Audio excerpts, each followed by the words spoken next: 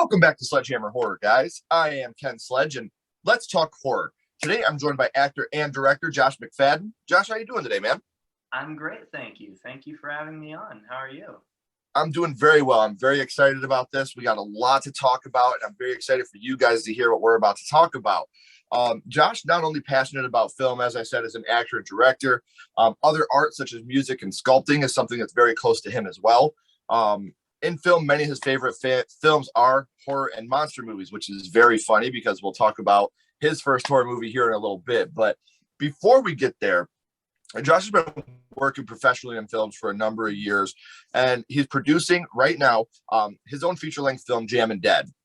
You're also directing that, correct? Yes. Yeah. Okay. So Jammin', before we get started on Jammin', I want you guys to know the Indiegogo campaign is live. The links are down here in the description, as well as all the social media links for Jammin'. So make sure that you guys are checking this stuff out, because I promise you, you're going to want to be a part of this. I've donated to the Indiegogo. I think you should as well, not only because Josh is a friend and this film is going to be great, but because it's always great to support indie filmmakers and you get rewarded for it. So make sure you're giving this all a check out right down here in the description. So Josh, what can you tell us about the Indiegogo and about Jammin' in general? Well, Jammin' is an eclectic slasher battle royale movie with a special appearance from actor Tom Matthews from Return of the Living Dead. Yes. The film, it's a big passion project for me. I've had this script for a number of years now, and just finding the right people to get this thing going and get it rolling has taken a lot of time, because I want people who are just as passionate about this as I am. And I have been fortunate enough to find the right people for that. And now we're at a point where we can get rolling. You know, we have a teaser trailer. I'm very excited to finally be sharing it with everyone.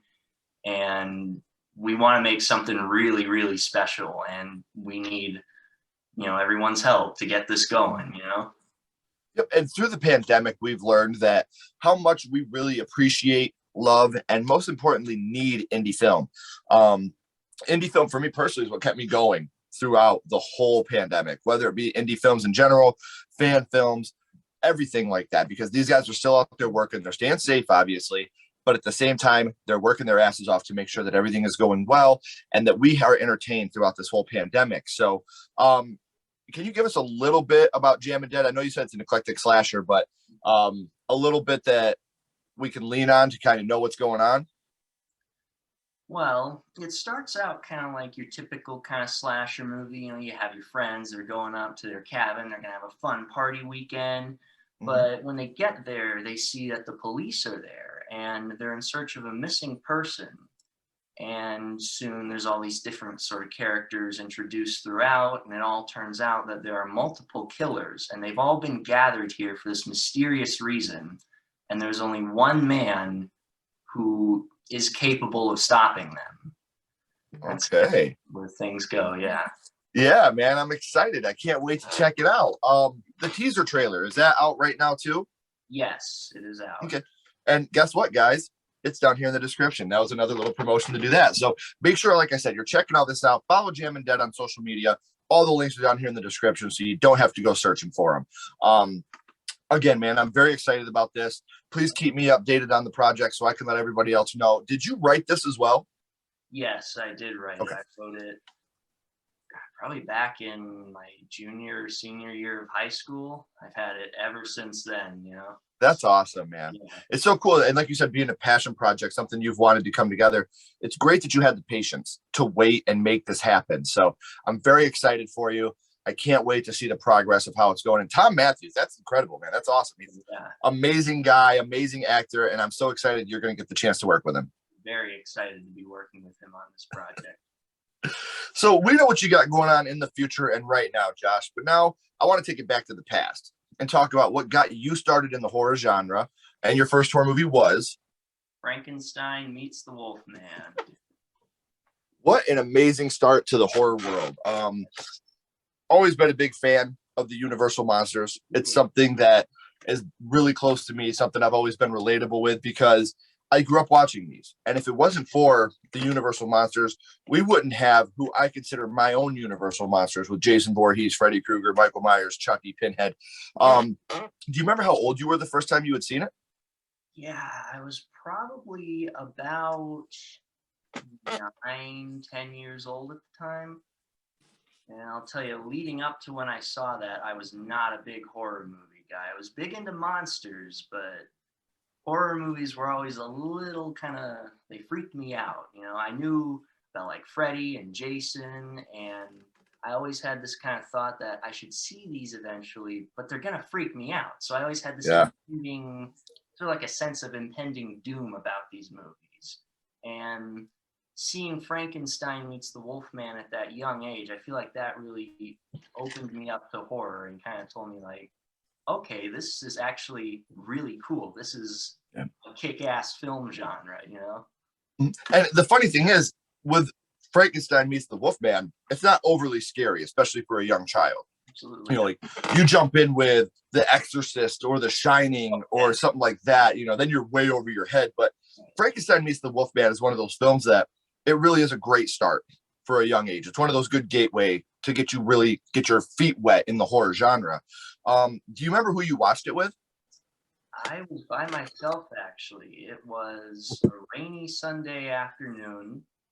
I was looking for something to watch on TV.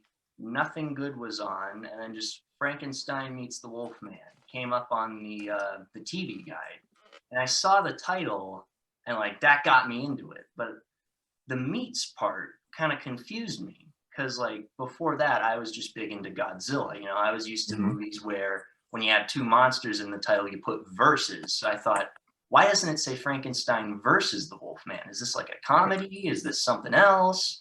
And I was just staring at it for probably about 10 minutes. And the description they put on it didn't say much either. It just said, Lawrence Talbot meets Frankenstein. And that was it. So just after like 15 minutes of just staring at the title, wondering what happens, I decided, you know what? I'm going to watch this.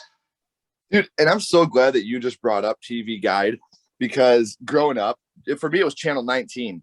Oh, yeah. And I would just sit there on the TV Guide channel and just watch everything that was coming on. And I would get so excited just reading that little tiny description. It would go like 4 up and then pause. Yeah. And then 4 up and pause. And we used to just sit there and watch it all the time. Like, man, we could watch this, writing down the channels and what was on. Because it would give you like the next hour and a half increment of what was coming on. So you kind of plan out for the next hour and a half what you're going to be watching. It takes me back to hearing you talk about that. That's hilarious. So with Frankenstein meets the Wolfman, at a young age, especially, there's a lot of iconic scenes in this movie. Do you remember which scene it was that affected you the most? That was the scene at the very end when the Wolfman and the monsters start fighting. I remember that really affecting me because, I went into this thinking, oh, they put meats in the title, they don't fight, and the whole movie, sort of Lon Chaney and the monster, they're sort of on the same side together. Yeah. And then you get to the very end, the monster, he gets powered up at the end and he's carrying off the Baroness. And I remember thinking, ooh, but the Wolfman's stuck to the table. What's he going to do? And he rips it off and the beautiful music comes in. He charges at the Wolfman. That was like, ooh, yeah. Because it took me off guard a little bit. I wasn't expecting them to start fighting. And they just went into it. And that was a perfect note to end the movie on for a crazy 9-year-old like me. I was at school the next day telling everyone about it who would listen to it. Dude, and it's funny because that's why I like to talk about our first horror movie, because it takes us back not only to the memory of what we were doing at the time and who we were at the time, but those memories, going to school the next day and talking about it. For me, calling my cousins and telling them about the stuff that was going on in these movies. Like, that's why I think our first horror movie is so influential with us, because of the memories that we wrap around that. I don't remember what my first comedy was or my first sci-fi. My first sci-fi was probably A New Hope, maybe. But I know for sure my first horror movie was House from '86. I know that for a fact because it scared the shit out of me. Now, when you think about Frankenstein meets the Wolfman, what's the first thing that pops into your head?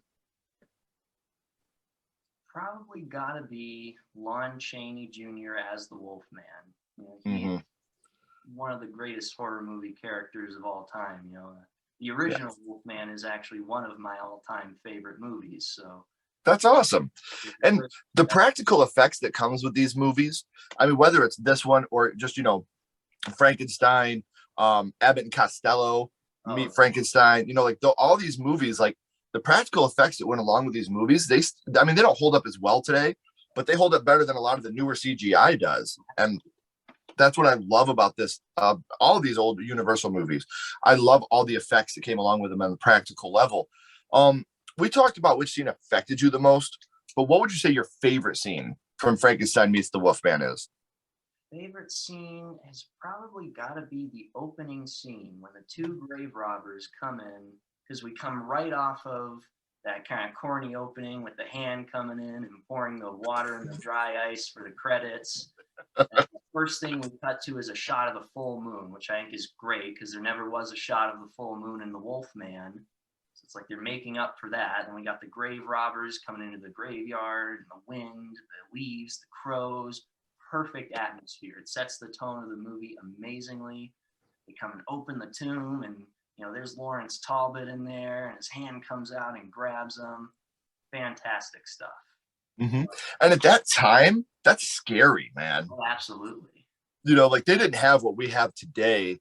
Like it's funny when you go through the generations of what was considered scary and what was considered horror. I can't imagine what's going to be scary and horror in 40 years from now.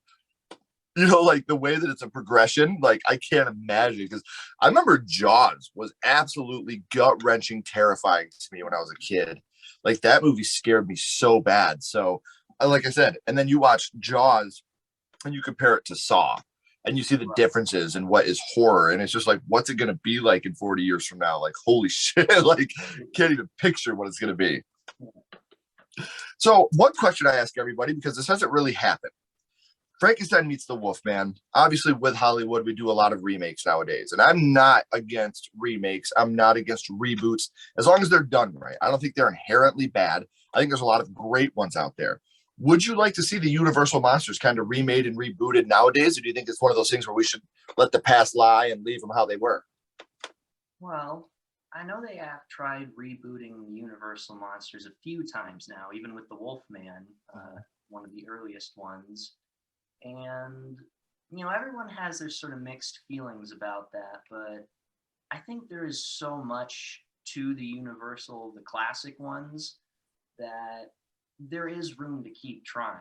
Maybe don't go crazy and, do a reboot every year, but, give it a little bit of time, find the right person, and I think they could really make something special. I agree.